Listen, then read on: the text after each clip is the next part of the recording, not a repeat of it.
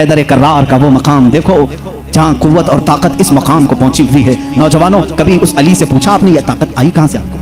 یہ قوت کیسے آئی؟ یہ وہ نہیں ہے جو چین میں بنائی ہوئی باڈی تھی۔ وہ علی ابن طالب کاجو بادام اور مہنگی غذائیں کھا کر کے بنائی ہوئی جسم کے مالک نہیں تھے۔ علی تو وہ تھے جو دن بھر باغیچے میں کام کرتے تھے اور شام کو 2 درہم تنخواہ لاتے تھے۔ 2 درہم تنخواہ لاتے تھے۔ مولا علی کرم اللہ وجہہ الکریم کے گھر میں ایک بار سیدہ کائنات فاطمہ الزہرا رضی اللہ تعالیٰ عنہا کی کنیز سیدہ فضہ نے منت مانگ لی تھی، بچے بیمار ہیں، صحیح ہو جائیں گے تو ہم سب مل کر کے روزہ رکھیں گے۔ 3 روزے رکھنے کی منت مانگی تھی، بچے صحیح ہو گئے، حسنین کریمین صحیح ہو گئے، تو منت پوری کرنی تھی، روزہ رکھے۔ روزے میں افطار کیا کریں؟ حضرت علی رضی اللہ تعالیٰ عنہ آٹا لے کر کے آئے، 5 روٹیاں بنی۔ کتنی؟ 5۔ گھر میں بھی 5 ہی لوگ تھے، حضرت علی، حضرت فاطمہ، حسنین کریمین اور فضہ کنیز۔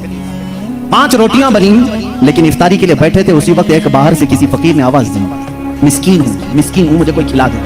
سیدہ کائنات نے 5 روٹیاں جھولی میں ڈال دی، پانی پی کر کے افطار کیا، پانی پی کر کے افطار کیا۔ منت کا اور بھی ایک روزہ تھا، 2 روزے اور دوسرے دن روزہ رکھے۔ روزے کے عالم میں حضرت علی رضی اللہ تعالیٰ عنہ پھر کام کے لیے چلے گئے باغیچے میں، 2 درہم لے کر کے پھر آٹا لے کر کے آئے۔ آج دفترخان پر دوسرے دن کا روزہ کیا ہوتا ہو؟ یہاں پہلے دن کے روزے میں چکر آتے ہیں، دوسرے دن کے روزے پر دسترخوان پہ پھر 5 ہی روٹیاں تھیں۔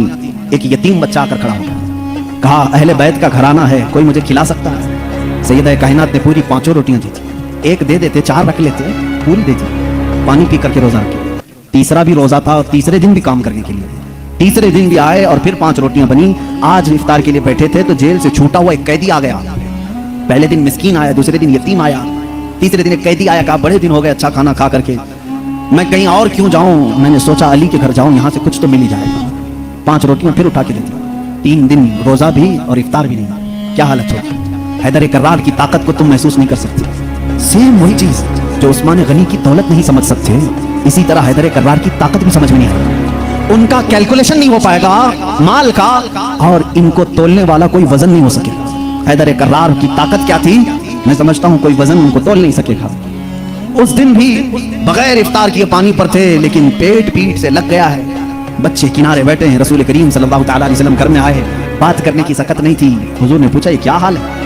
حضور اکرم صلی اللہ علیہ وسلم ابھی پوچھ رہے تھے، جبرائیل آیت لے کر آ گئے، یطعمون الطعام علی حبہ مسکینا ویتیما واسیرا۔ اے رسول، یہ وہ گھرانہ ہے جو اللہ کی محبت میں کبھی مسکین کو کھلاتا ہے، کبھی یتیم کو کھلاتا ہے اور کبھی قیدی کو کھلاتا ہے، اور اللہ ان کا امتحان لے رہا تھا۔ اے رسول، جنت سے ان کے لیے دسترخوان بھیجا گیا ہے، خانے نعمت ان کے گھر میں اترا، جنت سے کھانا آیا۔